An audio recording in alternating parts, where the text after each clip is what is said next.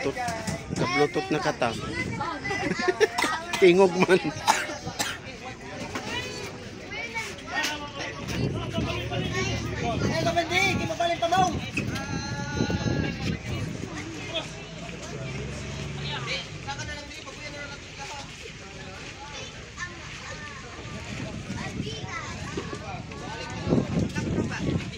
Ting, lingkod natin. Ay magsabad-sabad ting, dan nila na. Kaludlod yung marin na.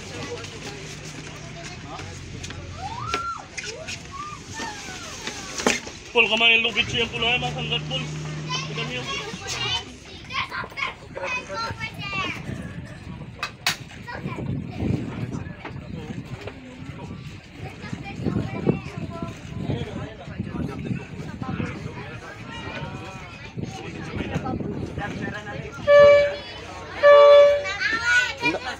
Hindi ako na yun masigpiting ko ang kuya. Pambata ito yung nagkago. Okay, everyone, good morning. Let's have the energy, hep hep. Hooray! Okay, hello, mabuhay ug madya. Welcome sa among isla po, ang Isla Mariag Island, Garden City of Sama, also known as Samal Island. And welcome on board. And hello, my name is Angelica Dungog, but you can call me Josa for short. And I am your tour guide for today po. So on your back is our boat captain, Captain Janelle Dungog. Hello, Cap. Okay, so our crew, na naka-yellow uniform po. So sila, if you have any concerns or mga needs po, mga paano niya, you can approach me or the crews po. So our itinerary for today is we have three attractions sa pupuntahan. The first one is ang Dayang Beach Resort. So Dayang Beach Resort is located in Talikod Island po, the second largest island in Samal Island. The next one is ang Coral Garden. So Coral Garden Beach Resort is also located in Talikod Island. And the third and the last attraction is the Costava Beach Resort. So the Costava Beach Resort is located also in Talikod Island, specifically in Barangay Cogon po.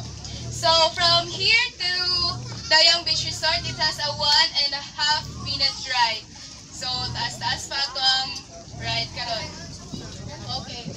Any questions regarding our itinerary for today? None? So kabalo ka tanan mo lang oy? Okay. We have life jackets and we have also snorkeling na parentahan po later. So more on swimming and snorkeling ang ato ang activities for today. So regarding sa rules and regulations sa bangka, pag maglarga ang bangka po, bawal po diriha. Kani sa mga barricades, bawal mga tudraa. Kaya basig mo kalit og balod, then it's very dangerous for you. Kung di mo gusto free haircut, please abide that rule po. And the next one is, please don't throw your garbage anywhere.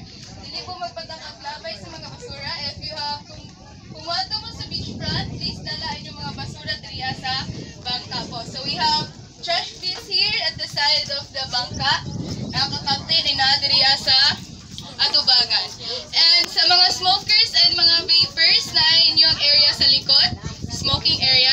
And we have also a comfort room sa likod sa captain. Nadra, it's clean and functional. You can freely use it anytime po.